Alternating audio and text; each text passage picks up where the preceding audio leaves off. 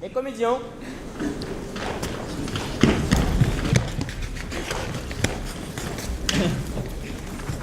Imagination. Oh.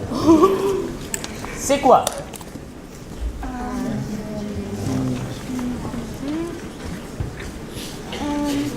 C'est un fruit. Oh. Mais non. C'est une fille.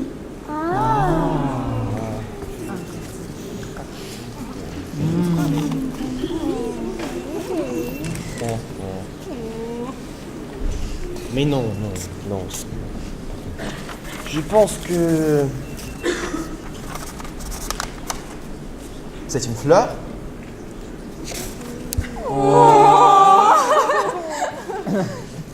Bravo, bravo. Messieurs, mais c'est quoi un vrai? C'est une feuille.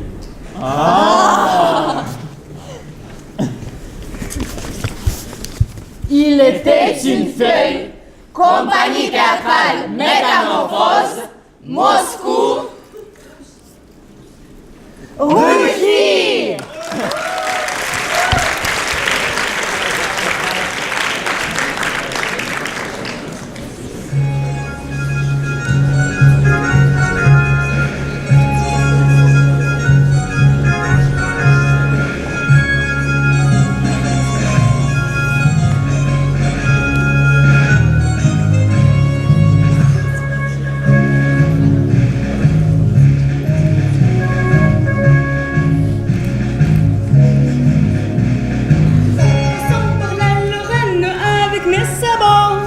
En passant par la Lorraine avec mes sabots, rencontrer trois capitaines avec mes sabots d'ondaine. Oh, oh, avec mes sabots. Rencontrer trois capitaines avec mes sabots. Rencontrer trois capitaines avec mes sabots. Ils m'ont appelé vilaine avec mes sabots d'ondaine. Oh, oh, avec mes sabots.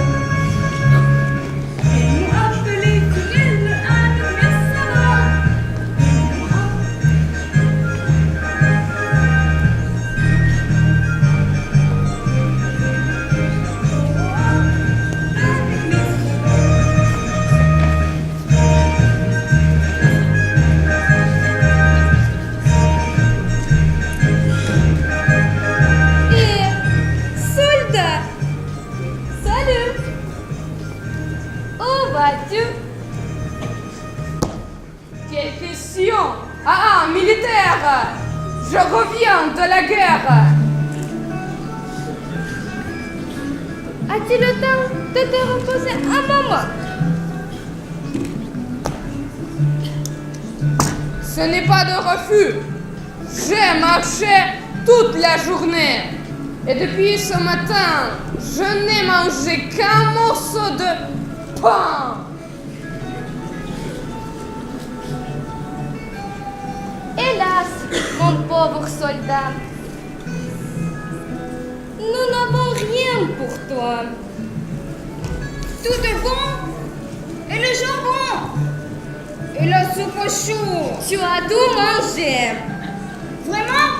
C'est bien étonnant. Voulez-vous me donner quelques clous? Des clous de fer. Mais pourquoi faire? Pour faire la soupe aux clous. Tous les soldats aiment beaucoup ça. Et des clous de fer ne sont pas trop chers.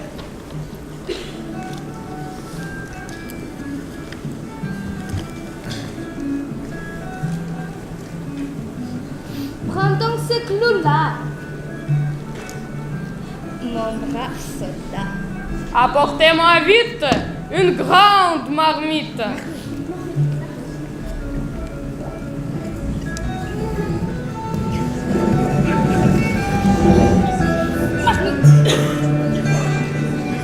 Du riz. Du riz.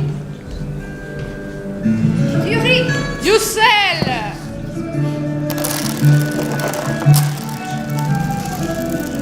Les pommes de terre. Le jambon.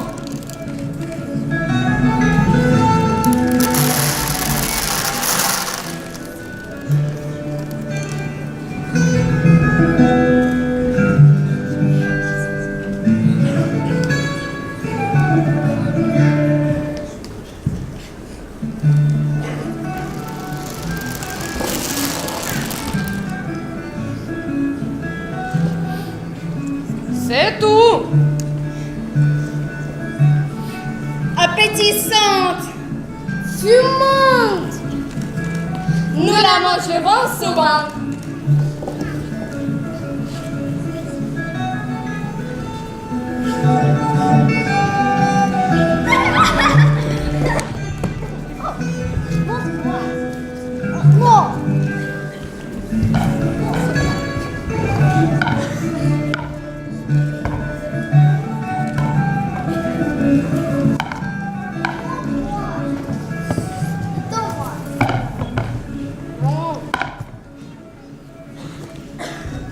Stop!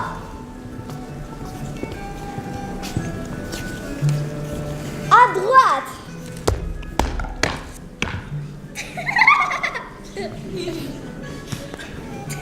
À droite! À gauche! Un soldat de plomb ne mange que des macarons. Un soldat d'étain ne mange que du massepain. Un soldat du bois ne mange que du chocolat.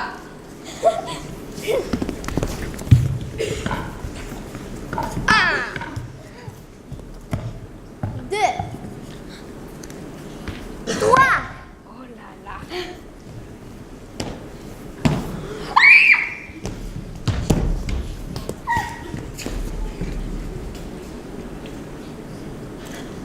Mais le vrai soldat ne mange quand la guerre est là. Cœur de vers de terre et de fleurs de cimetière.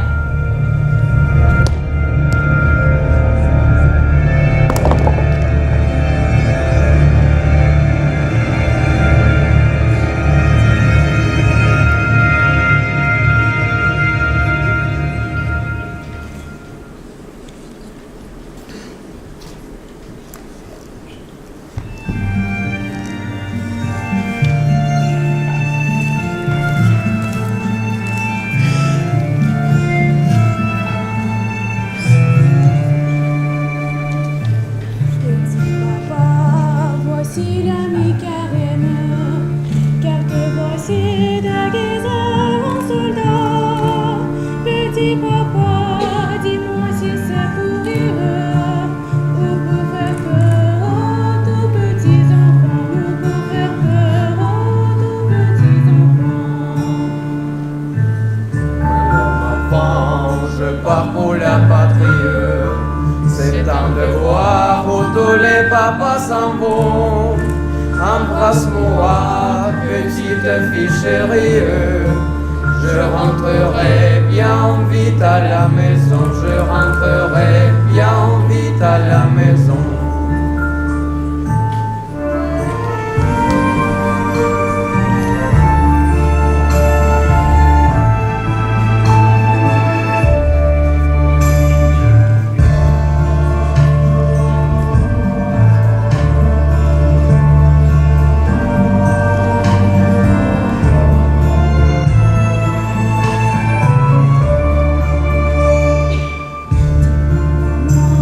Quelle est cette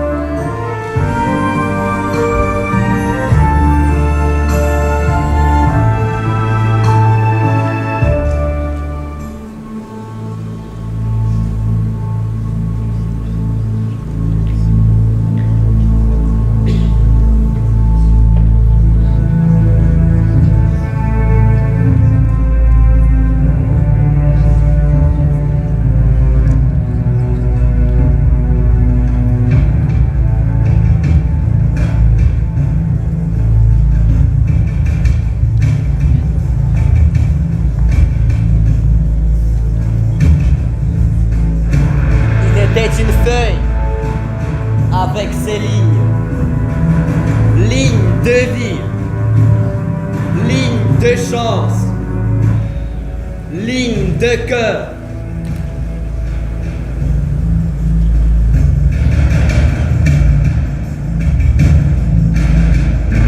Il était une branche au bout de la feuille.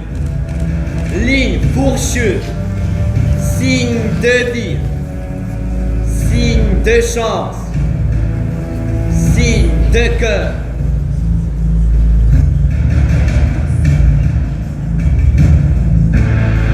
Il était un arbre au bout de la branche, un arbre digne de vie, digne de chance, digne de cœur.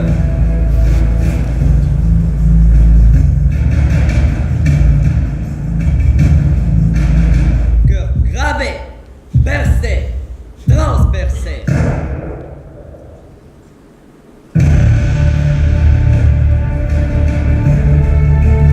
Un arbre que nul jamais ne vit.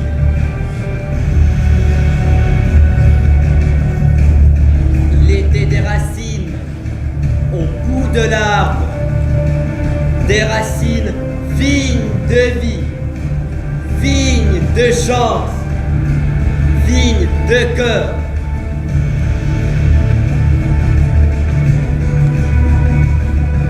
Au bout des racines, il était la terre tout court, la terre toute ronde, la terre toute seule au travers du ciel. La terre.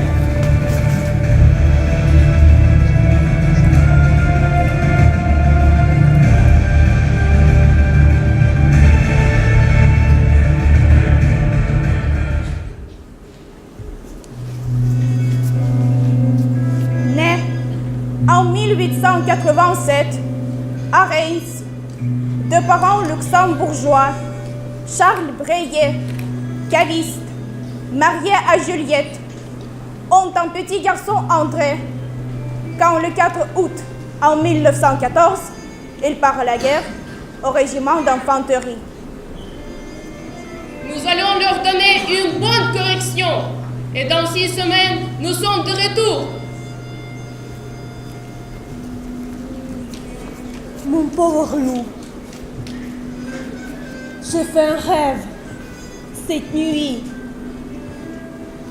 Est-ce un pressentiment ou mon cerveau qui travaille? Je te voyais seul sur un champ de bataille, blessé, sans doute. Mais ce qui m'a réveillé, c'est parce qu'à mes oreilles, j'ai entendu distinctement Juliette, Juliette, Juliette, Juliette. Juliette, plusieurs fois.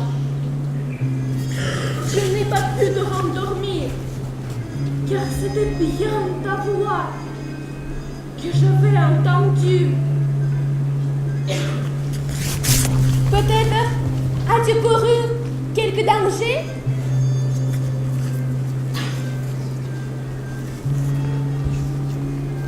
Mon Charles, en rentrant hier soir avec papa, oh bonheur!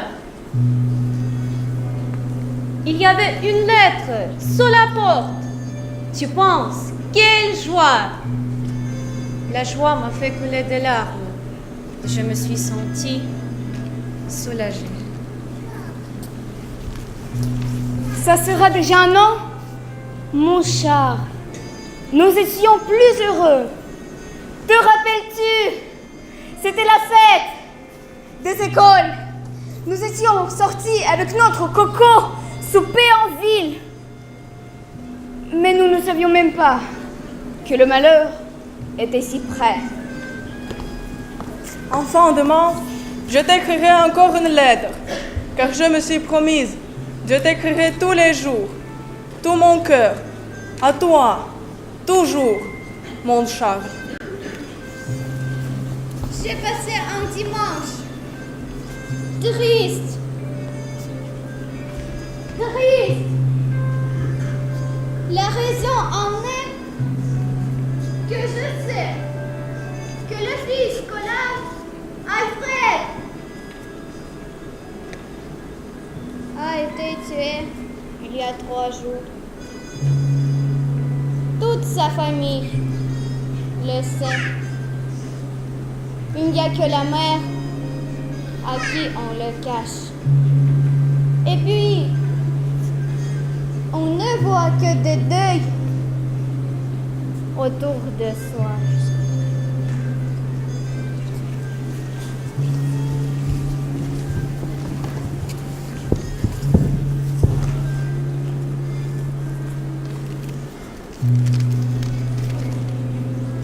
La commerce va toujours. C'est la bataille au sucre. On cherche à m'intimider, mais je tiens bon. Depuis que tu es parti, vois-tu, elles sentent qu'elles ont affaire à une femme. Elles ont changé d'attitude. Dans beaucoup de magasins, les marchandises commencent à manquer. Et justement pour cela, je leur ai dit que si elles continuaient, je fermerais mon comptoir. Cela a fait son effet. Et depuis, elles ne disent plus rien.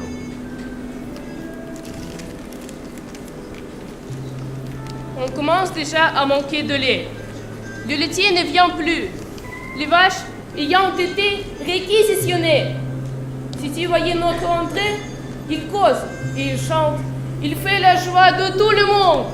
Et il parle toujours de son petit papa Charles. Quand il sera grand, il ira te rechercher. Il tuera tous les boches. Il est bien plus intelligent encore que le petit Fonder. Et la petite sœur, en petit ange.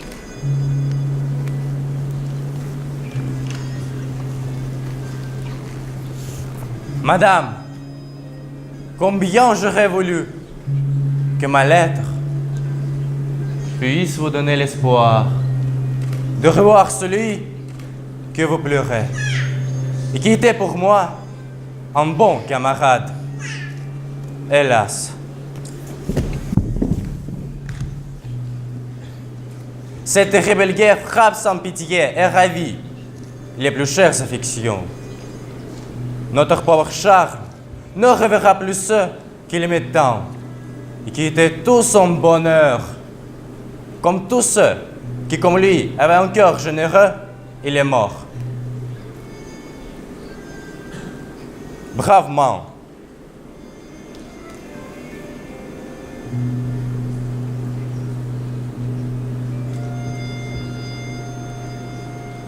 Il avait le cœur sur la main et la cervelle dans les lunes. C'était un bon copain. Il avait l'estomac dans les talons et les yeux dans les yeux. C'était un triste copain. C'était un triste copain. Il avait la tête à l'envers. Et le feu là, où vous pensez? Mais non, quoi? Il avait le feu au derrière. C'était un drôle de copain. Quand il prenait les jambes à son cou, il mettait son nez partout. C'était un charmant copain. Il avait une dent contre Étienne. Ah oui, à la tienne, Étienne! À la tienne, mon vieux! C'était un drôle de copain. Il n'avait pas la langue dans sa poche. Ni la main dans la poche des autres. En plus, il n'a jamais pleuré sur mon gilet. C'était un copain. C'était un bon copain.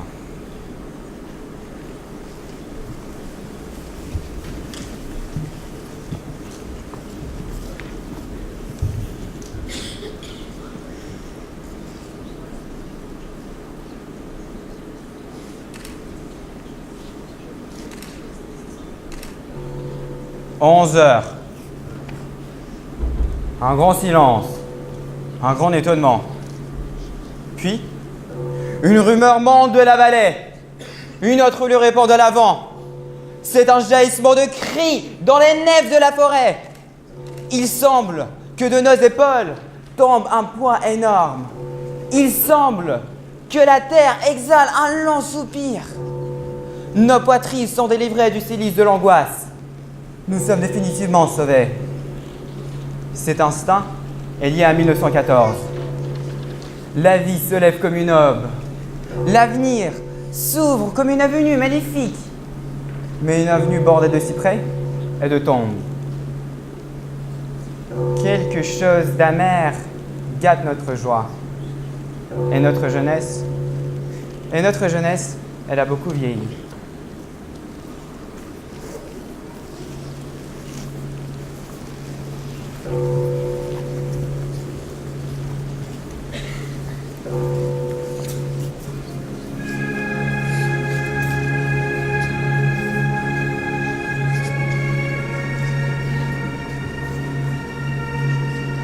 C'est la dure, l'heure des hommes, se garder intact, malgré les guerres et la misère, malgré les dangers de mort.